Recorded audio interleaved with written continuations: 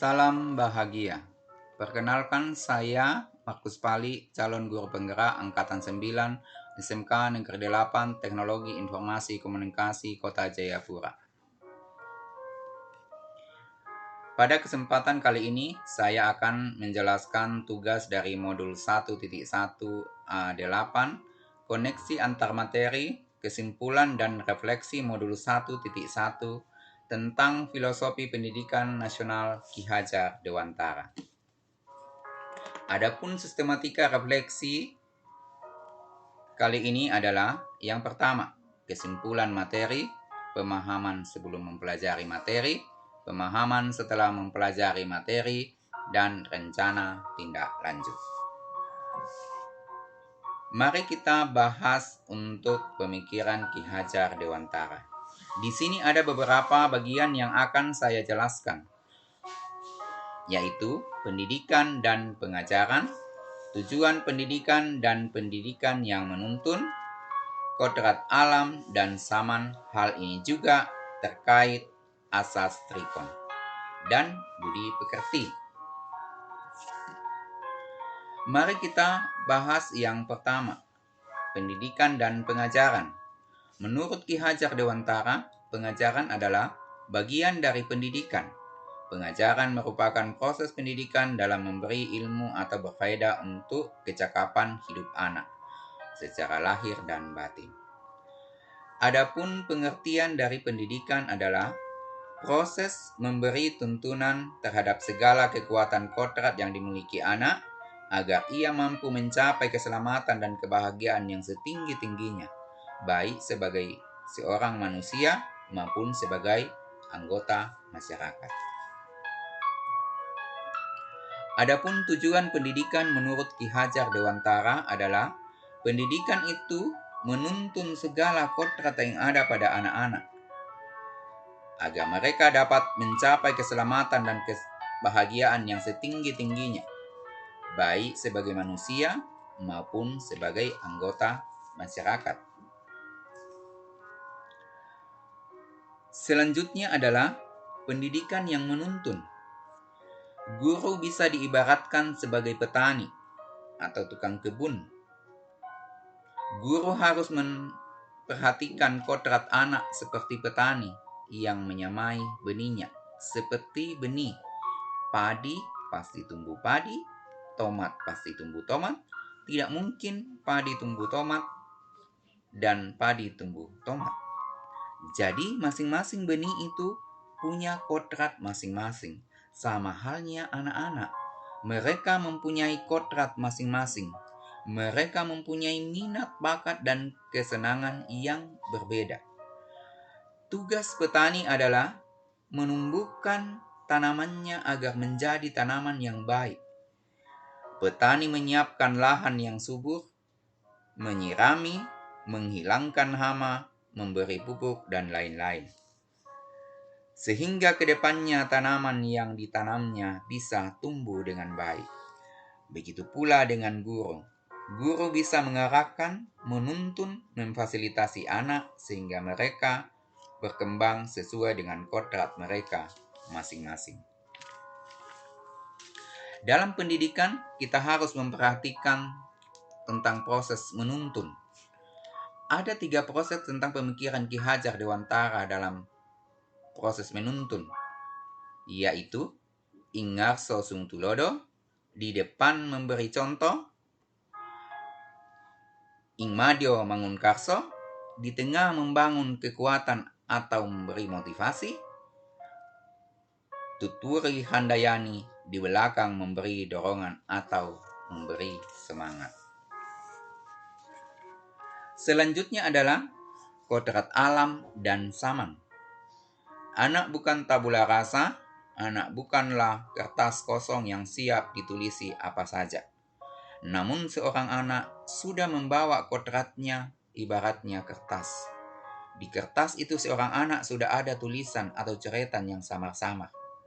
Tugas pendidikan adalah untuk menebalkannya, sehingga menjadi jelas dan bermakna.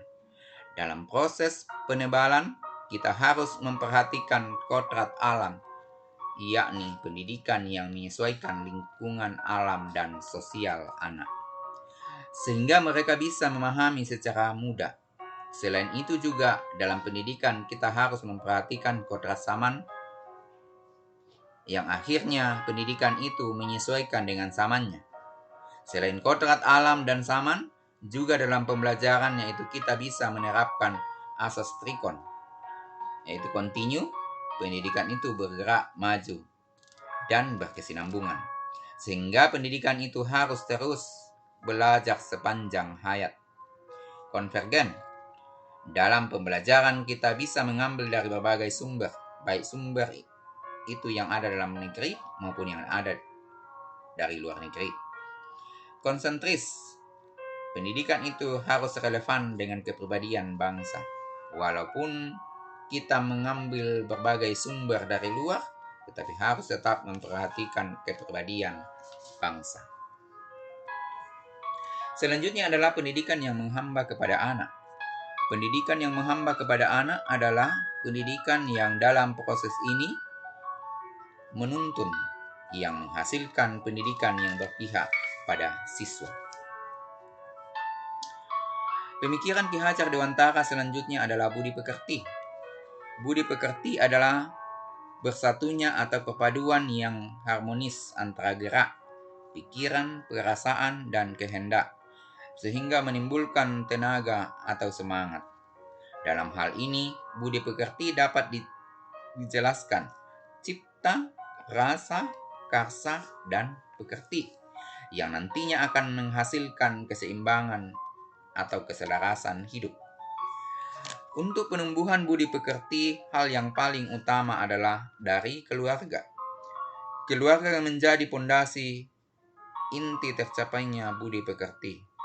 Selain keluarga, tentunya sekolah juga berperan penting dan masyarakat. Pemahaman sebelum mempelajari materi ini adalah pengalaman atau pemahaman saya sebelumnya saya mempelajari modul 1.1, yaitu pembelajaran berpusat pada guru. Guru menjadi aktor utama dalam pembelajaran. Guru fokus mengajar untuk mencapai ketuntasan materi. Guru menyematkan standar KKM. Siswa dituntut sesuai dengan KKM.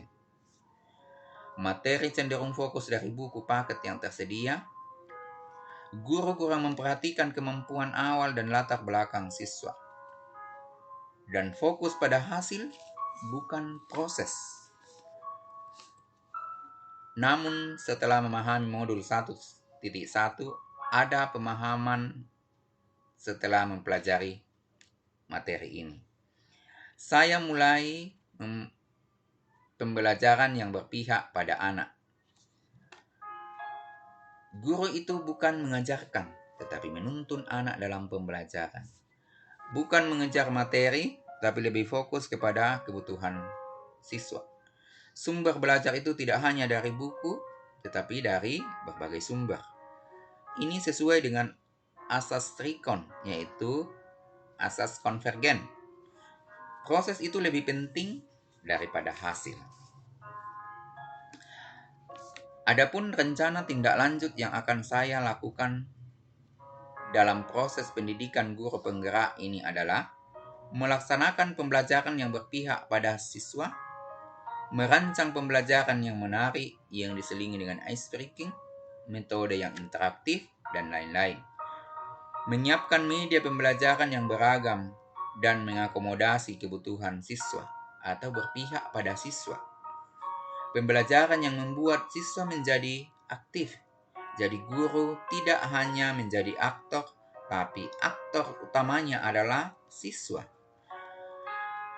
Menerapkan sistem Among dalam pembelajaran sesuai dengan pemikiran Ki Hajar Dewantara, yaitu Ingarso Sungtulodo, Imadio Mangunkarso, dan Tuturi Handayani. Dan memperhatikan aspek psikologis, latar belakang siswa, dan kemampuan awalnya. Sehingga hal ini juga menjadi pembelajaran yang berpihak kepada siswa. Melaksanakan penilaian yang beragam, yang mengakomodasi minat, bakat, dan keberagaman siswa. Demikian penjelasan tentang kesimpulan dan refleksi setelah mempelajari modul 1.1. Terima kasih.